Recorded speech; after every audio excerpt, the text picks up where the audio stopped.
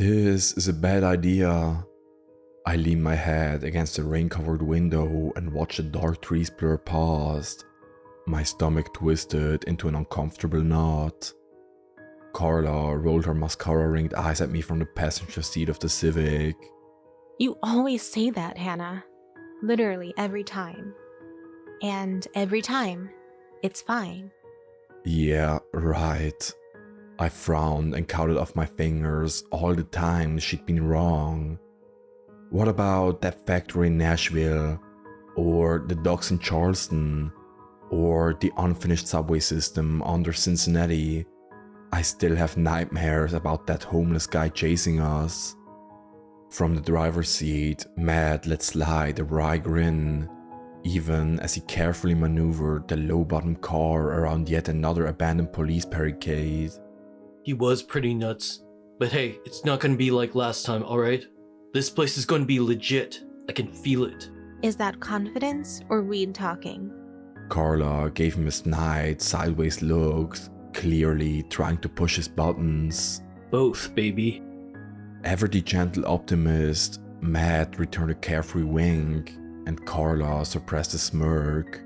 If we get caught and they test you, you'll go to jail. She picked at one polished fingernail, little chips of ebony paint flaking onto the dusty carpet. Nah. Matt swerved back onto the gravel road and pushed down on the accelerator. Matt said that he's cool when it comes talking to the cops, and that I, on the other hand, aren't that great. The words stuck through, and Carla crossed her arms in full annoyance, though I could tell they were teasing each other. Both Matt and Carla had been my friends since the 8th grade, and they'd always been polar opposites. With 2 blue-collar parents and 5 siblings, Matt was laid back, peaceful and charismatic, the kind of guy who could make anyone smile. More than once, his charm had gotten us out of a tight jam when Matt talked himself into a friendship with menacing street thugs, coked out homeless people, and irritated policemen alike. Carla, on the other hand, was high-strung, the daughter of a wealthy lawyer with a tough love attitude and a knack for trouble.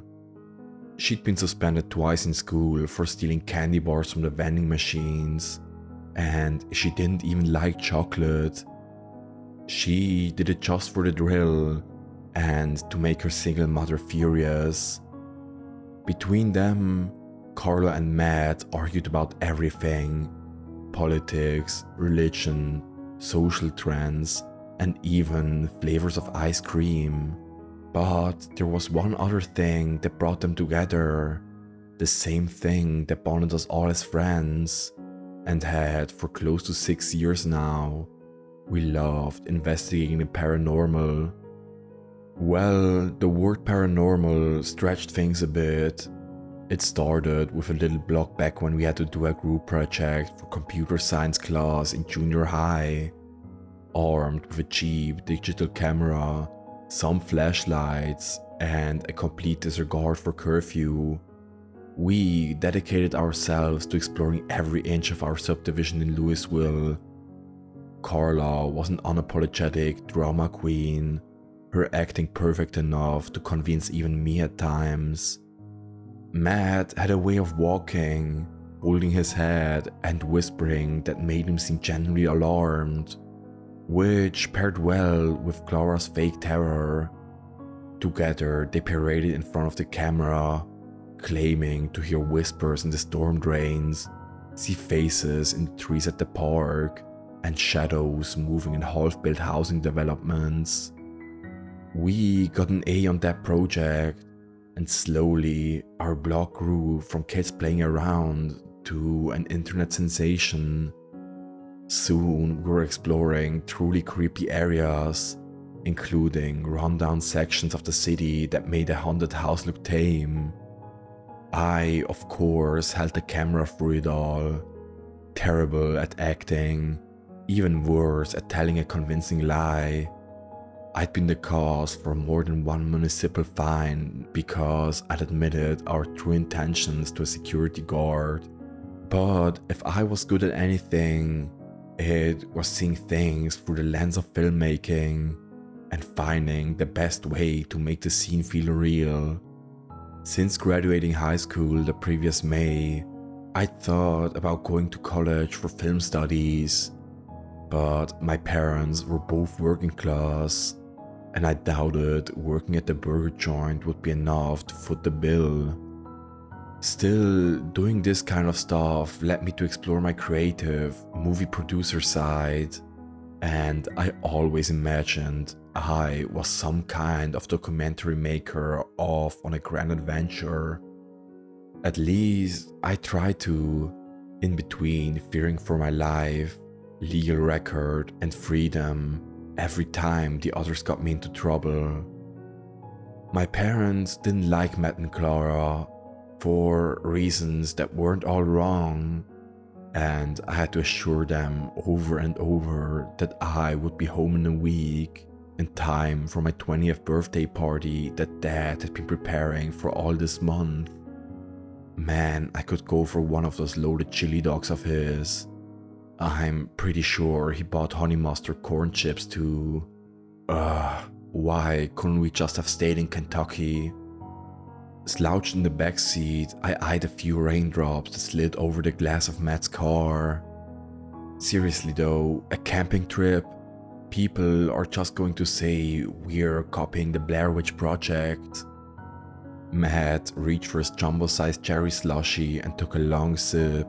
I hear you, girl, really I do. But I've got it all worked out. This place hasn't been explored yet. Not by anyone in the community. I checked 3 times. Not one grain of footage about the new Wilderness Wildlife Reserve. We'll be the first ones, and that means we're free to create whatever kind of content we want. Ghost, cryptid, anything. It's a gold mine. Carla sat up and pointed out her window, a happy smile painted on her lips in the thick black lipstick she so adored. Oh, sweet. The moon is coming out, which means the rain should stop soon. Seriously, this is going to be awesome. We're going to get tens of thousands of views just within the first hour. Besides, it'll be fun for us to get out of the urban stuff for once. You know, try some nature-related scares. Yay, Lyme's disease and tetanus. I hugged the camera back closer in my lap. And if we get caught, you saw those military guys at that first crossing we tried. Every road around this place has been blocked, and there were helicopters at the county line. They already have our license plate number from this morning. Carla's tan face darkened at that. It's a public road. They can't charge us with anything serious. They're not even National Guard. Besides, if some weekend warriors want to take me to jail, he can talk to my mom. She'll sue them into the ground. We'll be fine. As usual, Matt interjected in his low-key ambience and flexed his neck back and forth to crack it. Those guys were just doing their job. Besides, they look tired, so they're probably racked out in some barracks right now. If we run into anyone, it'll be different crew, so we'll just play the dumb kids angle. You always defend them. Carla narrowed her eyes at him, with more than a little venom to her voice. Literally anyone with a uniform. They're not all heroes, you know. I'm a lover, not a fighter.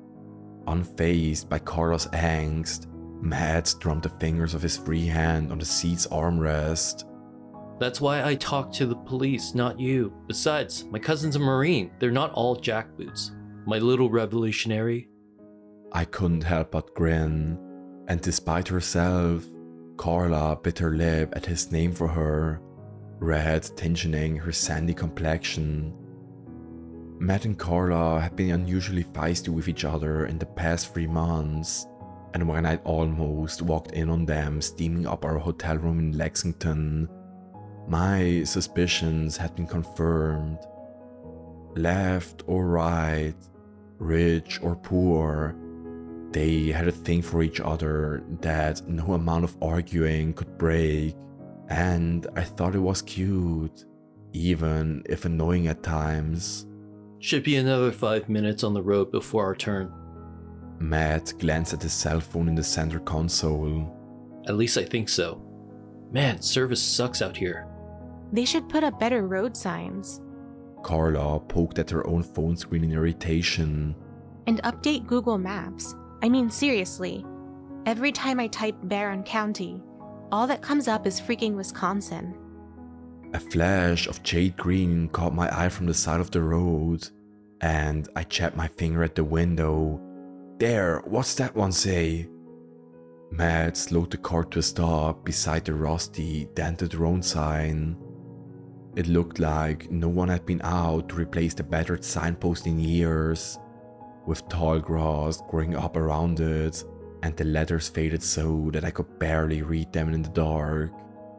A long gravel road branched off from the one we were on and plunged into the gloom, straight as an arrow. I found that odd, as most of the secondary roadways we'd encountered after driving into southeastern Ohio had been anything but straight. It's so dark out. If it hadn't been for that crummy sign, I never would have known the road was there. Carla rubbed at a foggy patch on her window and squinted. Tarpon Road. Is that part of our route? Nope. With a sigh of disappointment, Matt eased off the brake pedal. We're looking for Bethesda Ridge Road. Good catch though, Hannah. Let's keep going. I watched the night swallow up the little sign, its white surfaces backlit by the red of Matt's taillights. For a split second, I almost thought I saw a figure step out of the darkness to stand beside a sign, tilting its head like a curious bird to watch us leave. Come on, snap out of it. There will be plenty of time for creepy imagination stuff later.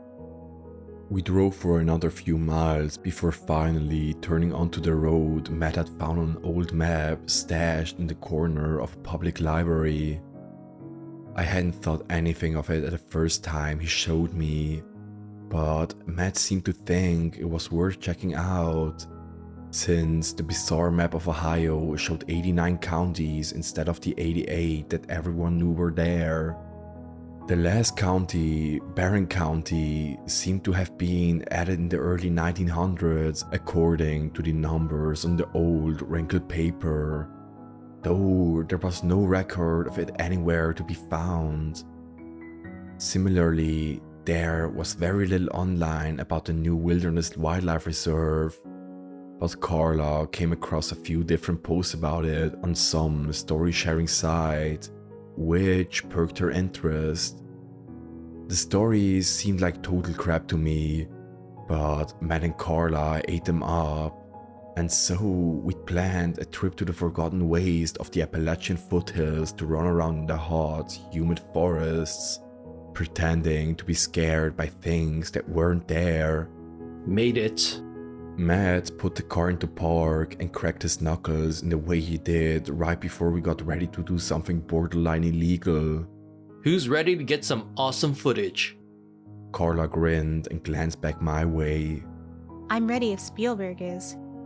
In her typical rough around the edges form of friendship, Carla had awarded me with the nickname Spielberg as an indirect way of saying, even if your acting sucks, you're great at aiming a camera.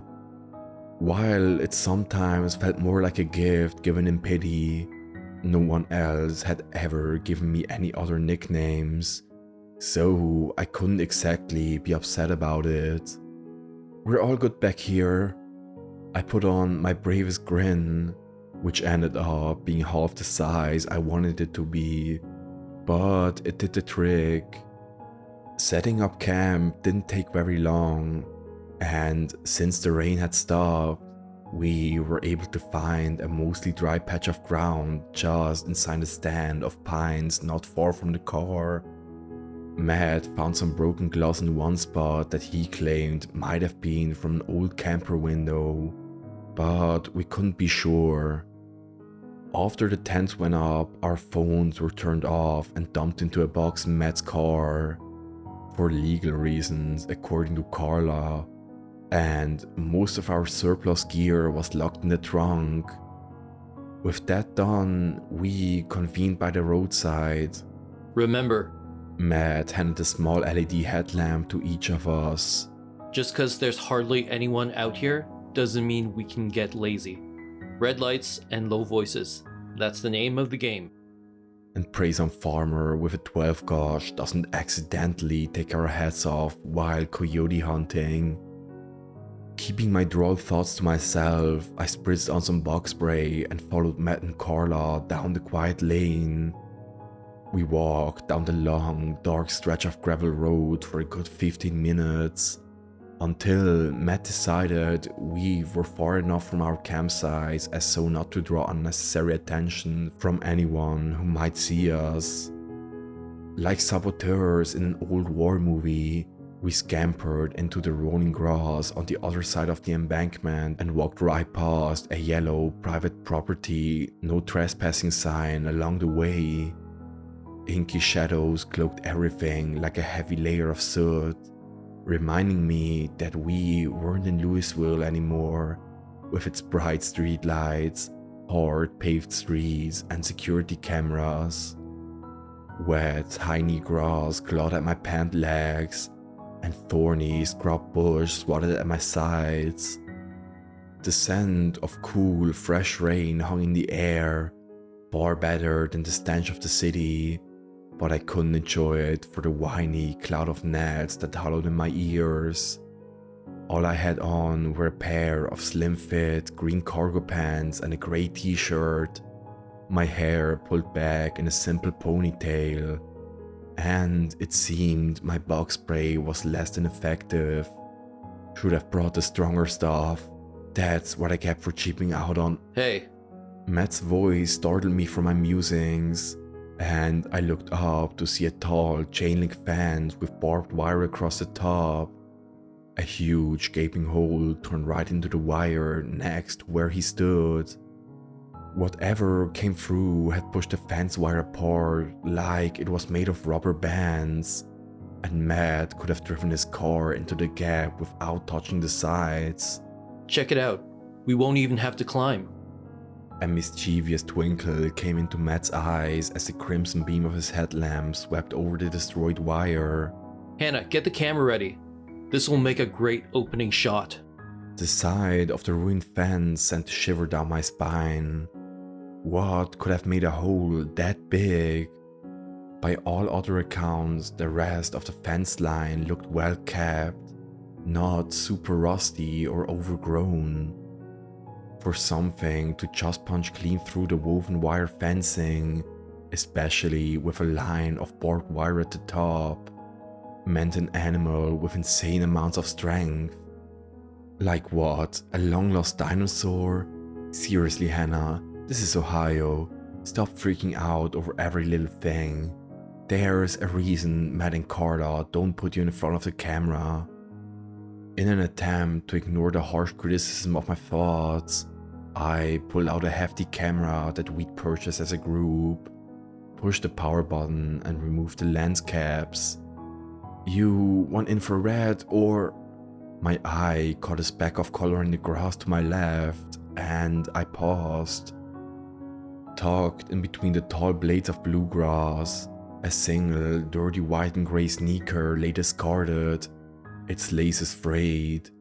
Scratches and gouges scorched the rubber, and there were a few dark stains that almost looked black, as if the shoe had been spattered in tar. I hadn't seen any footprints, though I wasn't exactly an expert tracker, but the thought that someone might already be out here and close by poured ice over my blood. Guys, come look at this. The other two clustered around me, and Carla's eyes lit up. Nice one. A missing shoe. A mysterious ruined fence. This is perfect. I stand corrected. We're going to clear 100,000 views in 24 hours. or I'll wear pink lipstick for a week. Matt notched a sneaker with the toe of his own shoe. Don't bet with girls, involve them wearing less, not more? Carla made a pleased, demure smile.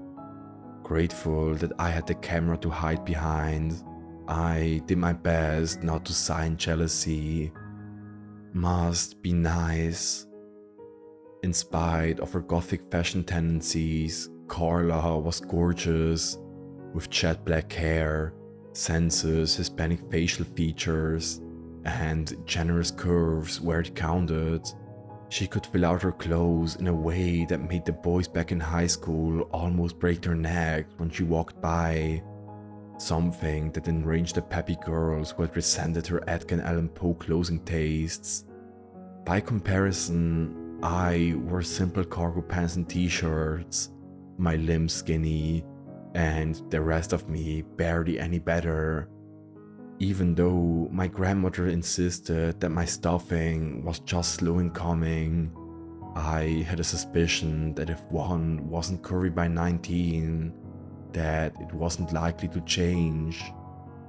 I never admitted it around Clara or Matt, but these trips were starting to get more and more lonely as I woke up night after night to them curled up in their motel bed, while I lay alone in mine. With graduation now almost 2 years in the past, I had yet to go on a single date, or even hold a boy's hand, much less to do whatever they did when they thought I was being asleep. Being plain was hard, but being alone, that sucked. I'm in favor of Julian, I cut in, readying to press record on the camera. You know, for the list of baby names, you want the first shot of the fence or the shoe? The gate. Oblivious to my bitter sarcasm, Carla backed up to the way we'd come and gestured for us to follow. We'll walk up and rediscover the shoe. No night vision for now. It'll be harder for the viewers to spot our tracks in the grass from before. Then we can focus on finding its owner, should they still be among this world. Her deep, dramatic tone made Matt laugh, and we slogged back a few yards to begin our shoot. I held the camera at the ready and gave them a countdown on 3 fingers. Alright guys, we're back. Matt flashed a thumbs up at the camera as he and Carla went into their routine. This time, we've traveled deep into the Appalachian wilderness to a remote wildlife reserve that some people think is part of a secret government cover-up. Carla leaned on his shoulder with her hand, the two a comedic duo if there ever was one. We have no idea what we're walking into, folks, so keep your fingers crossed. Remember, you're seeing this just like we are, raw and unfiltered. As raw as a burnt steak. Behind the camera, I rolled my eyes at the last line, but trailed them back through the grass and tried not to trip in the murky shadows. I always hated the fact that we bent the truth so much in our videos. Sure, they looked awesome when we were done, and as Matt pointed out, we were there to entertain people, but I still didn't like selling the idea that none of it was orchestrated. This honesty never sat well with me, but I had to remind myself that I was a filmmaker, a storyteller, and this was part of the storytelling process. We rediscovered the gate, and both Matt and Carla played the part of 2 stunned kids, oohing and awing over the gap, and pretended to be worried about what could have made such a large hole. Carla found the sneaker and even dared to pick it up, always the method actress. Who do you think this belongs to? She whispered to Matt and held the filthy shoe up to the camera. Matt went into his tense machismo stance, head cocked to one side, eyes probing the darkness like he was seriously concerned. I don't know, maybe somebody got stranded out here? Let's see if we can... As if on cue, the low rumble of tires and gravel echoed from the road behind us, and we all dove for the grass, headlamps clicking off. Brakes screeched, and the unseen vehicle rolled to a stop 50 yards away on the road.